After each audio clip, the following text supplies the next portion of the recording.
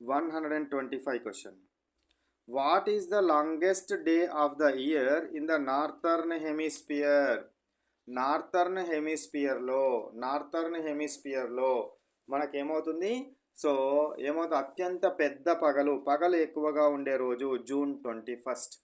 Northern హెమిస్పియర్లో పగలు ఎక్కువగా ఉండే రోజు ఏ రోజు? జూన్ 21 రోజు పగలు ఎక్కువగా ఉంటుంది. 126th question.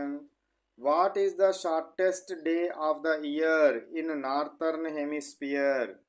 నార్థర్న్ హెమిస్పియర్లో ఉత్తరార్ధగోళంలో అత్యంత చిన్న పగలు ఎప్పుడుంటుంది? డిసెంబర్ 22 ఉండడం జరుగుతుంది. అదే రోజు అత్యంత సుదీర్ఘమైన రాత్రి ఉంటుంది. షార్టెస్ట్ డే అంటే ఏమన్నట్టు? లాంగెస్ట్ నైట్ కూడా అదే రోజు ఉండడం జరుగుతుంది. టీచర్లు ఎప్పుడు షార్టెస్ట్ డే అంటాం, బట్ ఎగ్జామ్లో లాంగెస్ట్ నైట్ అని ఇస్తాడు. ఇది ఎక్కడ మాకు సార్ చెప్పలేదు అనుకోవద్దు.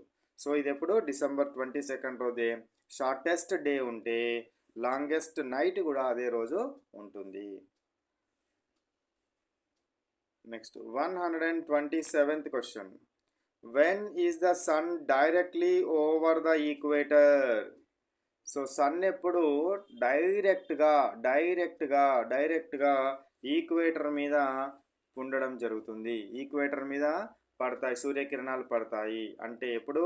March 21 and September 23. మార్చ్ 21 మరియు సెప్టెంబర్ 23 మీద సూర్యకిరణాలు భూమధ్య రేఖ మీద నిట్ట నిలువుగా పడతాయి అని గుర్తుంచుకోవాలి.